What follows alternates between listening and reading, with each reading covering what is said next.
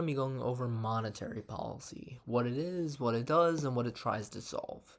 So first, you need to understand aggregate demand and aggregate supply, this model right here. This tries to show the basic, almost the health of the economy, how it's doing. On the x-axis, we have the real output or real GDP, which basically is how much we're producing. So if it's right here, we're producing a lot of stuff. If it's here, we're producing very little. It's simply how much we're producing. And then on the y-axis, we have the price level, which is simply how expensive a specific good is. Now, these three lines here try to model the demand and supply of a specific good throughout an entire nation. So let's go through them. This downward sloping curve right here is called the aggregate demand curve. That is the demand for a specific good throughout the entire country. Then here, with the SRAS, that stands for short run aggregate supply. That's the short run supply curve, because in the short run, there is a positive relationship between GDP and the price level. So it's something like this. But in the long run, it's actually no relationship. So it's something like this. You don't need to understand the intricacies of this, but remember, this is just a model to show the health of the economy almost. Now you need to understand inflationary and recessionary gaps.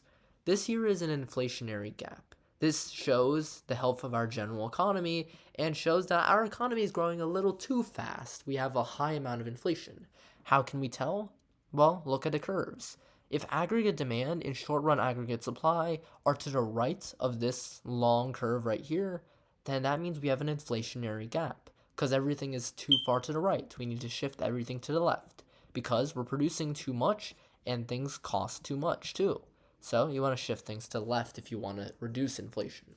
Here is a recessionary gap, which is the opposite of this. The economy is growing too slowly. This is causing a recession almost. You can tell because it's all to the left. Aggregate demand is here, short-run aggregate supply is here. So, an inflationary gap, both of these curves are to the right of the long-run aggregate supply. In a recessionary gap, both of those curves are to the left. Now, there's been this economic theory, this idea for hundreds of years that the markets, the economy, will simply self-adjust. If we have a high amount of inflation, if you wait enough time, give it 10, 20, 30 years, then everything will be solved and the markets will push it back to normal. This is a normal economy. This is inflation. However, people argue that that's just not that great. Sometimes it might take too long. There's a famous quote, I forgot the guy, John Maynard Keynes. He said, in the long run, we are all dead. Yes, that's the quote. He's basically saying, if we wait too long, then what's the point? So that brings us on to monetary policy. Monetary policy tries to basically self-adjust the economy by using the federal government and the Federal Reserve. How do we do that? Well, the Federal Reserve has three main mechanisms: the reserve requirement, the discount rate, and open market operations. You don't really need to understand the intricacies of these to understand monetary policy, but just know that the Federal Reserve manipulates all three of these. They change it, increase or decrease it, to basically solve these different types of gaps. So let's understand them. With the reserve requirement, all you need to know is that a higher reserve requirement leads to less spending. Less spending contracts the money supply. Open market operations, you buy and sell bonds, which can either inject money or remove money, which can increase or decrease the money supply. The discount rate either can increase or decrease the rate, leads to more or less money supply.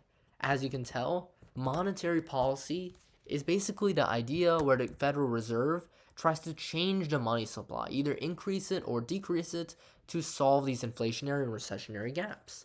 So let's, for this inflationary gap, we want to slow down the economy. The economy is growing too quickly. We want to press the brakes almost. We want to contract. So the Federal Reserve will try to reduce the money supply so that it slowly contracts. Recessionary gap, we want to speed up the economy. We want to press the accelerator almost. Then we want to do expansionary monetary policy. We want to increase money supply. Remember, contractionary monetary policy tries to reduce money supply. Expansionary monetary policy tries to increase money supply.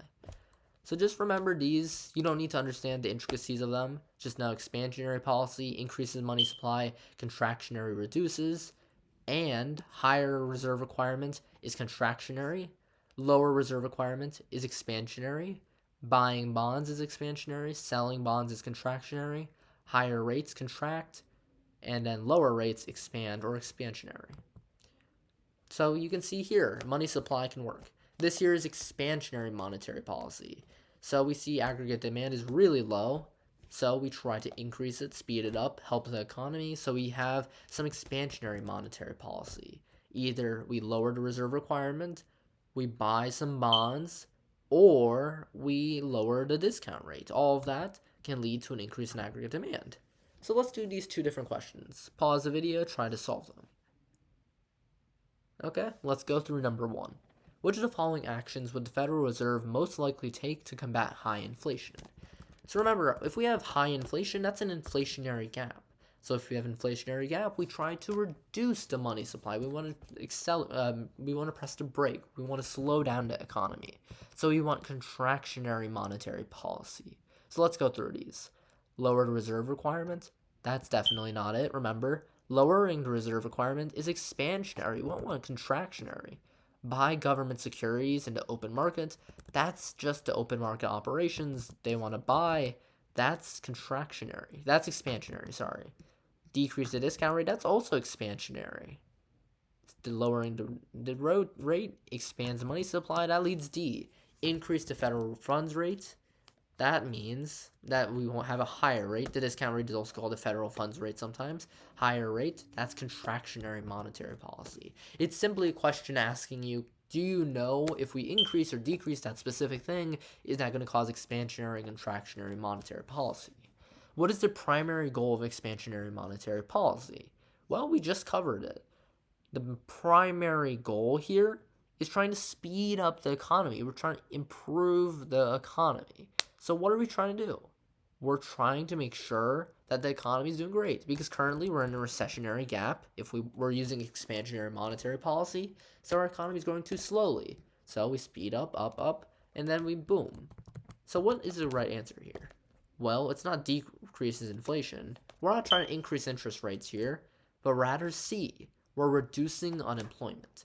Remember, expansionary monetary policy tries to speed up the economy. So that means that there's more job opportunities overall.